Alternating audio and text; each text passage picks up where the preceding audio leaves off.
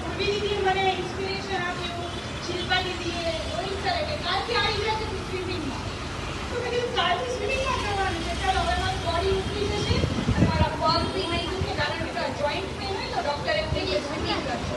એટલે તમે જેટલા બધા અહીંયા આવો છો ને સ્વિમિંગ કરવા નથી આવતો, તમે કોઈક ને કોઈક